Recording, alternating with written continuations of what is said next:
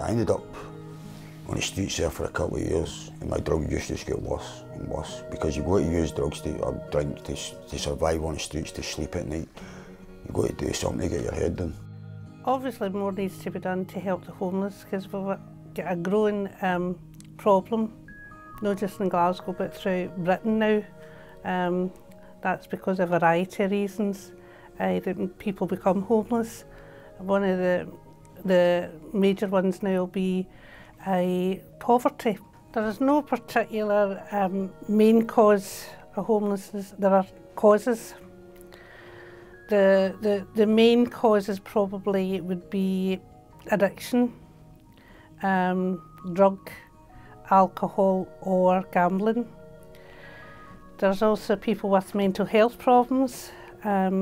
Again, no one particular mental health reason you could give for that.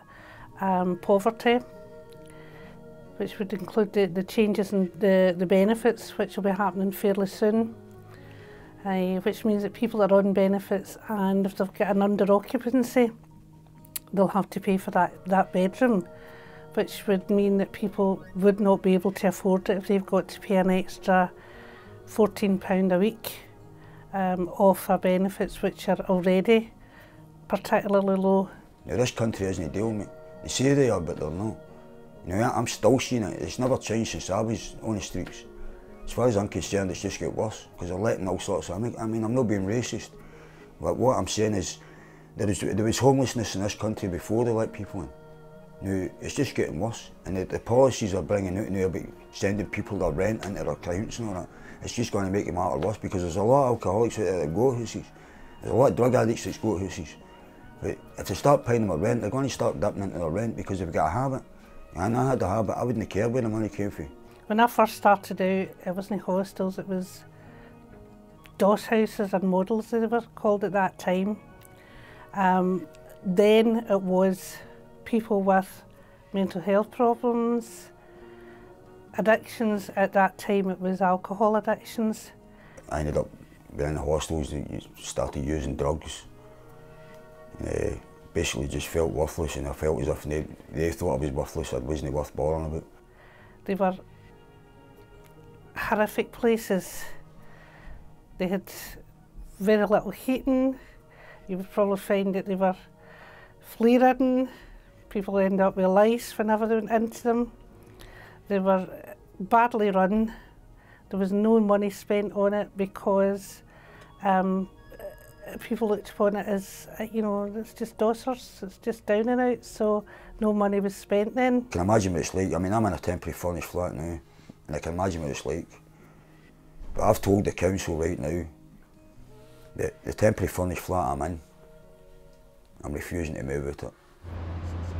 Well, I think a lot of homelessness is caused by families breaking up. People are found in situations, they lose their jobs, they have to leave the family home, and they don't have people to support them, or they don't have close family that's able to take them in. So I think there's a whole lot of reasons for homelessness, and I think the whole point about it is the big majority of people who end up homeless, it's not through any fault of their own. I have no idea what the solution is, but I'm pretty sure it's not getting them changed, because I've tried that and they're still here. Well, clearly because it is a very complicated thing, it has to involve lots of people working together. I don't think there'll be just one organisation that can crack it. I think all the sort of different city departments, bits of the city councils, bits of national government need to work better together, and I think they're beginning to, but I think they've got a long way to go, and I don't think they'll crack it until that's done. I know that people are homeless because they can't keep down a job because of alcohol or drugs, and I think that's another difficult issue to deal with. Without places like the Mission and other places like it all over the country, a lot of people would be even worse off, because people can come here for something to eat, and it's through the generosity of volunteers. I mean, some of them are staff, but a lot of people just volunteer out their own kindness. Most of them are Christians, But it doesn't matter what they are, I mean, they're good people. I'm Lydia Ackley. I go to a Christian college who put me on a volunteer placement at the centre once a week. It's busy, hectic, but really good fun. Everyone's really genuine and lovely here. Places like this, without places like this, I mean, in the last year, I mean, I've been coming to mission on and off for years, since '99. I went to the old mission before they had this building. Without places like that, I would have starved, you know what I mean?